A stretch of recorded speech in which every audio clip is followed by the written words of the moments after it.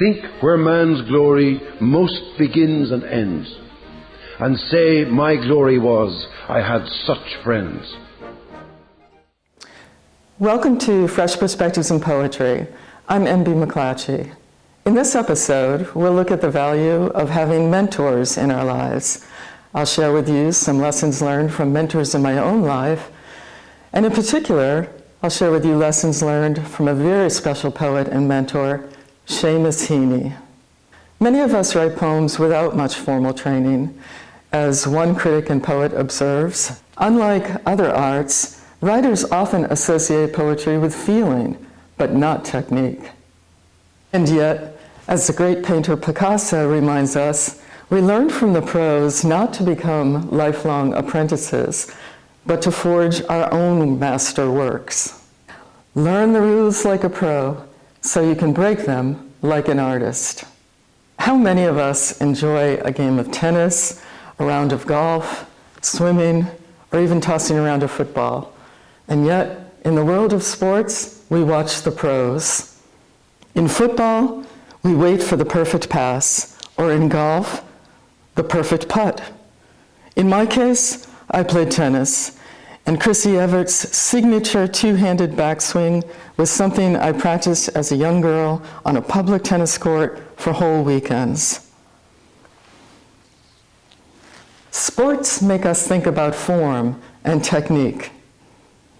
We all know that it is one thing to enjoy a little tennis, go out for a leisurely swim, play a little golf with friends, and it is another thing entirely to do these things with a steady eye on rhythm, timing, purpose.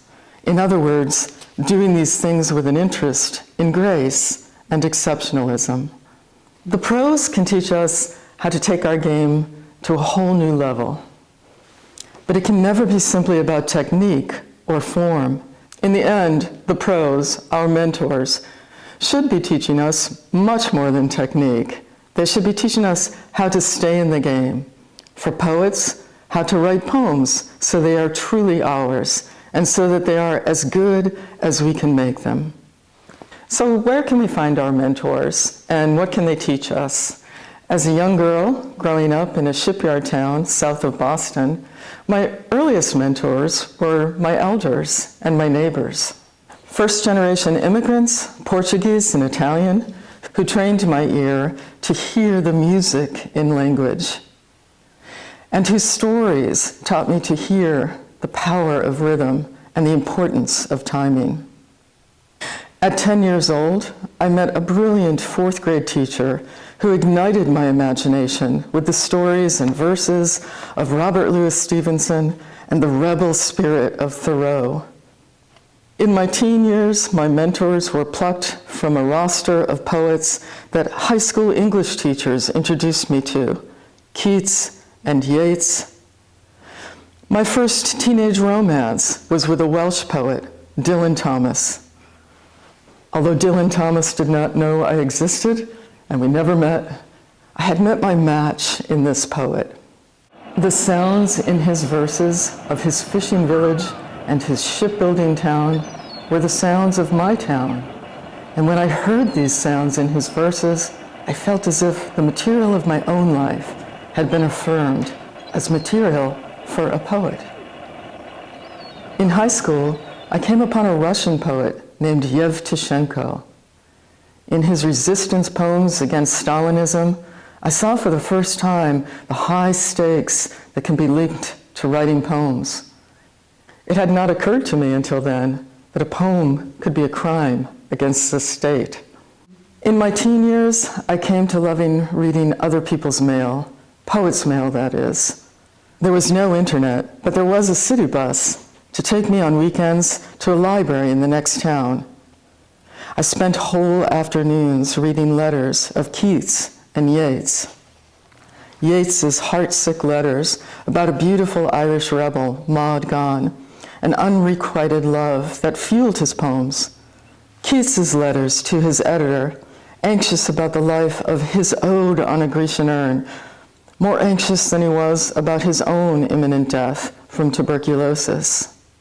I came to know everything there was to know about these poets, when Keats took his morphine and his naps, what Yeats ate for breakfast, a boiled egg and black tea. These poets were my friends, my mentors. Their letters were full of information about the struggle of making poems and the place of the poet in the world. This was a conversation I was listening in on and growing from. In my college years, I always sought out a mentor, the poet in residence usually. I sought entrance into their workshops, their orbits really. Richard Wilbur and Larry Robb taught me the mystery in poetry. Michael Harper reminded me of the music in poetry. And at Harvard University, at precisely the right time in my life, Seamus Heaney taught me the mercy in poetry, the required self-effacement and surrender of the poet. He's a poet not only of all of Ireland, but of the whole world. And he has succeeded in being both a poet of a region and its boundaries, but also a poet of wide circumspection, thinking about the world at large, as well as the boundaries of his own country. Seamus Heaney.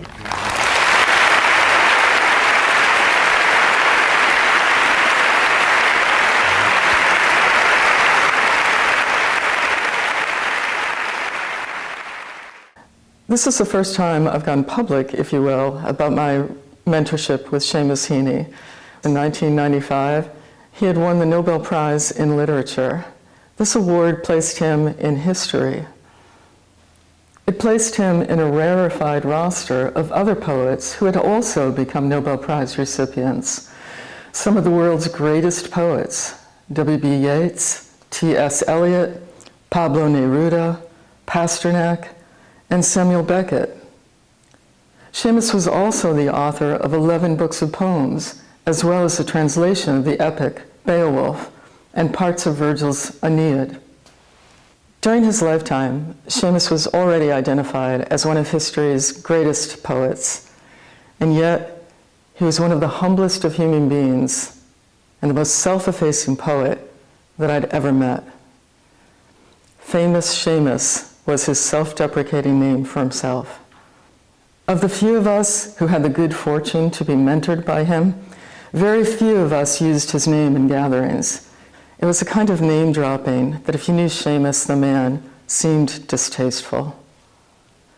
I met Seamus as a graduate student at Harvard and had the good fortune to be admitted into a competitive poetry workshop. Seamus confessed in an interview once how guilty he felt about having to reject hundreds of applicants who wanted to be in his workshops. He understood the impact of rejection on a poet's heart. We met weekly at his home in Harvard Square. In our first meeting, he asked us to introduce ourselves and to ask any question of him that we would like to ask. I asked Seamus, "Who would you say have been your mentors?" I remember his answer like it was yesterday. "Well," he said, "we are influenced, taught different lessons at different stages in our lives. But if I had to reduce it to a roster, I suppose I would have to say just a few." And then he named them: Yeats, Keats, Dylan Thomas. Heaney's list of mentors was exactly my list. I had come home. As a somewhat absent-minded poet myself, I always arrived too early for our workshops. It was completely unplanned, but the poetry angels had their plans. Consequently, these became wonderful moments that we shared. We would talk about poetry, Irish politics, and Seamus would share verses that he had been working on. So in this presentation, I want to share with you a few lessons that Seamus gifted me about how to write poems and about how to be a good poet. Lesson 1, technique. Know all that you can know about the craft of poetry. Often, when going to visit with Seamus on campus, I would wait outside his office door before I knocked.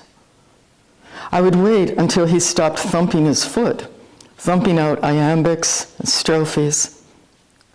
It was like hearing the Irish poet Kavanagh's temper bumping against the English poet Wordsworth's measured meditations, both deep influences on the music in Seamus's poems.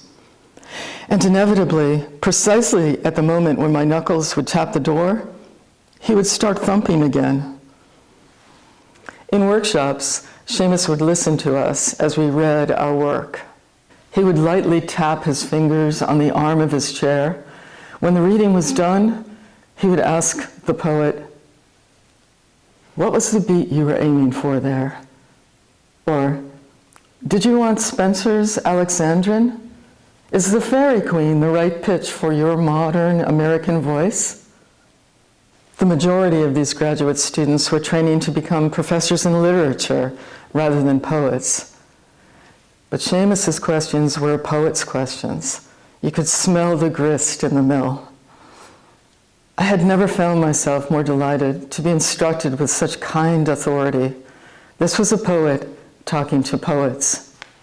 In his mastery of lyric poetry, Seamus taught me something I thought I already knew, namely that poetry is different from prose.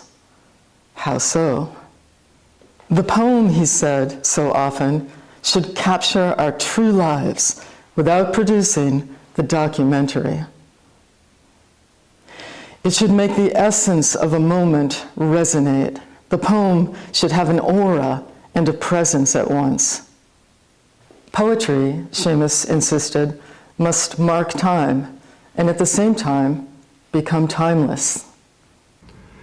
I suppose that's a description of what I would like to be able to do also with a poem, that it be not just pictorial, that it be not just a documentary representation, but that it have an aura and a radiance and a sense of fullness and presence, and that it mark time.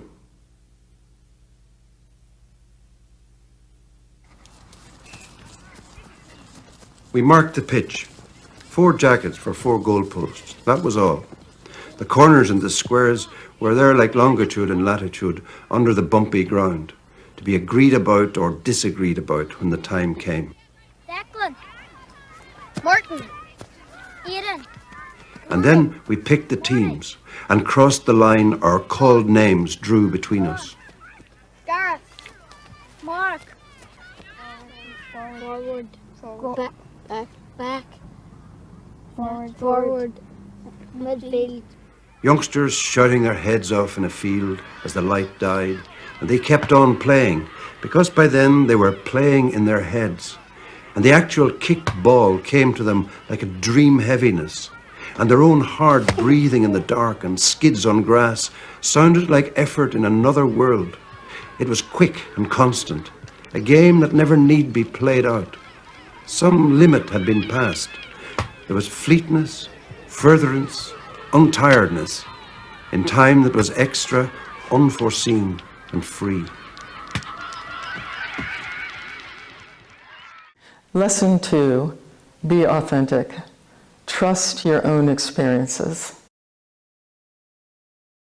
For Seamus, our poems had to come from our own histories, and they were to be wrought from our own moral compasses. There is no sense in writing someone else's poem, he used to remind us in our workshops. Trust your own experiences, and the world will trust you more as a poet. I mean, were you ever attracted to stay on the land or be a farmer, or did you know that you wanted to be a poet early on? Oh no, I didn't know I wanted to be a poet. No, I ended up, as I say, going through the motions, I think, that my own generation went through. Moving from secondary school to university, doing an arts degree, you know, the first one of the family to move into education ends up in arts, usually, unless they have a fairly clear idea what else to do. And I started to teach in Belfast. I had a kind of repining to do something, like everybody has it in their early 20s. You don't know what you want to do. And I began to read contemporary poetry, contemporary English and Irish poetry. And I got a kind of charge and excitement out of that. And I had thought that modern poetry was T.S. Eliot and W.H. Auden, very much urban, very much alienated, and very much beyond my ken, you know. Well, a lot of people listening, I think, would think that modern poetry that they know is difficult, Yes. sophisticated, rather smart. Precisely. And very difficult to understand. Yes, exactly. And then, as I say, I read, for example, Patrick Kavanagh's poetry, who is an Irish poet, Ted Hughes's poetry, and this was like reading partly about your own life, you know. So you said, my God, you know, your own experience was trustworthy, and I think that And you felt confident about using that? yeah, precisely. I always like to think of it like this. When we were at school, we were asked to do compositions, and I'm sure everybody listening was to Day at the Seaside, you know. And when I wrote compositions about days at the seaside, I told lies. I didn't write what happened at all. I said that my mother bought me a nice shiny bucket and spade. She never did. And I realised now what she did buy me is much more interesting, you know. She bought me a wooden spoon once so she could take it home afterwards. But you would never think of writing that down, so it's always better to trust your own. Although I continued to show up too early for our workshops at Seamus's house, he always greeted me as though I were precisely on time. One time he asked me to review a speech he was working on as the Oxford Professor of Rhetoric at Harvard. It was a speech he said he was desperate about. Poetry was Seamus's realm, not speech making. Seamus himself so often said to me, in one way or another, poetry is the art of self-forgetfulness. No place for the puffed-up chest in poetry. Seamus often stressed in our conversations the connection between making art and serving others, the need for the artist to be of service to the world. We hear this idea in his most famous poem, Digging. Death of a Naturalist. Digging. Between my finger and my thumb the squat pen rests, snug as a gun. Under my window a clean rasping sound when the spade sinks into gravelly ground. My father digging. I look down till his straining rump among the flower beds bends low, comes up 20 years away, stooping in rhythm through potato drills where he was digging. The coarse boot nestled on the lug. The shaft against the inside knee was levered firmly. He rooted out tall tops, buried the bright edge deep to scatter new potatoes that we picked, loving their cool hardness in our hands. By God, the old man could handle a spade, just like his old man. My grandfather cut more turf in a day than any other man on Toner's bog. Once I carried him milk in a bottle, corked sloppily with paper. He straightened up to drink it, then fell to right away, nicking and slicing neatly, heaving sods over his shoulder, going down and down for the good turf. Digging. The cold smell of potato mould, the squelch and slap of soggy peat, the curt cuts of an edge through living roots awaken in my head. But I've no spade to follow men like them. Between my finger and my thumb the squat pen rests. I'll dig with it.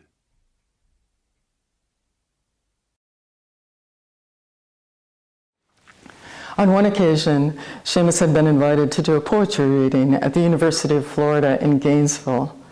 Knowing that I lived somewhere in Florida, he called me, asking me to be his chaperone. I don't feel so terrible asking for a guide, Seamus said. Dante had Virgil. If you could just be my Virgil for the evening. Seamus was bigger than life, and yet in every way, life's servant. He mentored us and taught us how to be mentors to others. Seamus put a trust in others that reminded us that we could trust him. Ready to guide us, he was always sure that others would be good guides too. Lesson 3, live in between.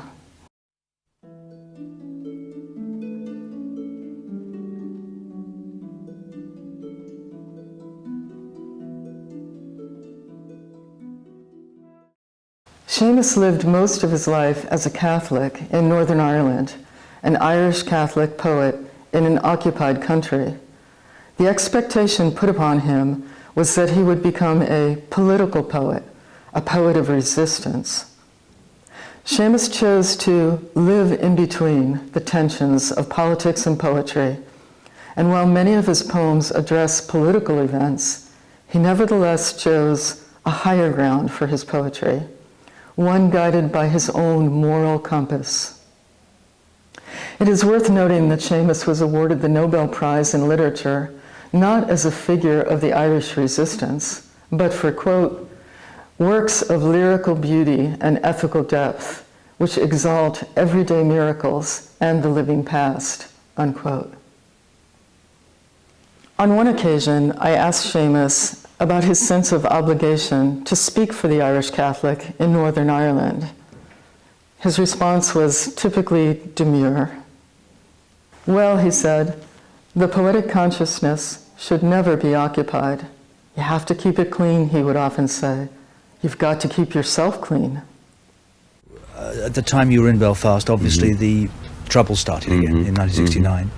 And did people expect you then to write political poems? As a Catholic, did people say, you know, you should be at the front of the barricades writing poems that really reflect what Catholics are feeling about the trouble? You know, immediately, yeah. But of course, Catholics weren't sure what they were feeling about the Troubles. I mean, people who want you to write always know exactly what you should be feeling yourself. Some people were saying you should be, you know, condemning, saying there are faults on both sides. Other people say you should be in there supporting the revolutionary cause.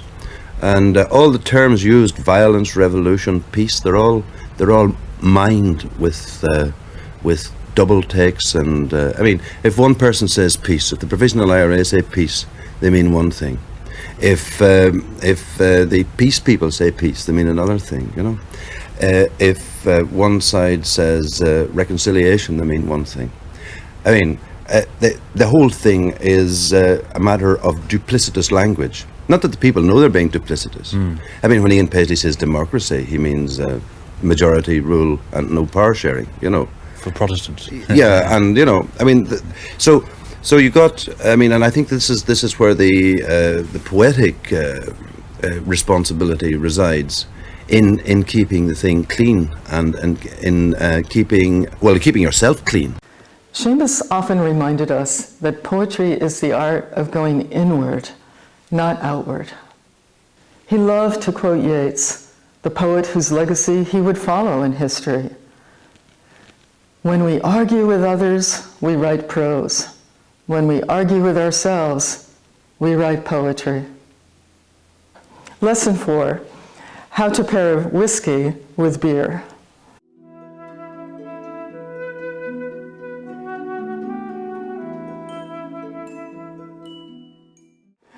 Seamus and I sometimes met at a pub in Harvard Square. It was a gathering place, but a working space as well. On one occasion, not quite hearing what Seamus had ordered for a drink, I told the server innocently, "I'll have the same."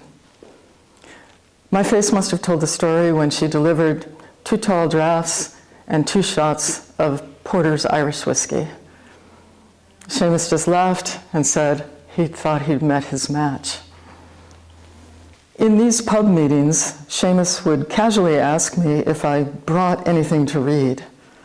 I would hand him some typed pages to review, new verses of mine, and Seamus would happily look them over and nod and garumph. Then he would make small dashes in pencil next to the verses as he said things like, "You've got a good purchase on what you're doing here," and "See here, how your technique led the ego to the door? This is what poetry does." I would go home and stare at those verse lines. I would wonder what they were doing and how could I do it again. I studied the impact of metrics, and each week I brought Seamus the assignments he asked for. Show me in a verse line what a parent's approving nod looks like.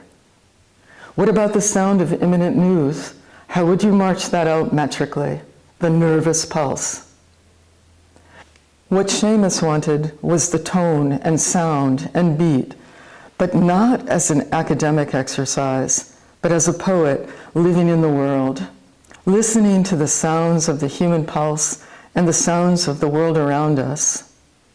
For Seamus, masterful use of technique was a kind of exorcism of the ego from one's work. Lesson 5, mentor others. We learn from other poets. We are rebirthed through mentorships.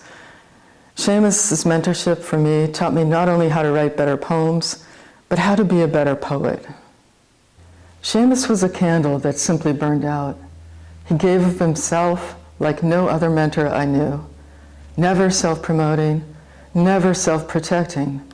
In every way, his very manner was a lesson to us as poets. At Harvard, he confessed, he wrote virtually no poems. Simply no time, he said. And yet, he welcomed me too early for seminars at his home, and he welcomed me in his office, and he welcomed me for a drink in the pub.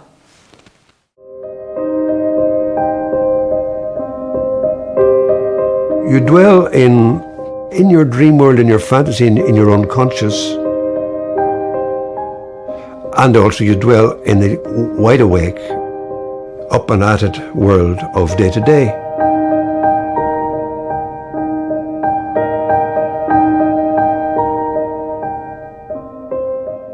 If you're too deep into either one, you aren't living the right life. To write lyric poetry 12 hours a day, 7 days a week, all month, all year, maybe somebody could do it, but there are very few.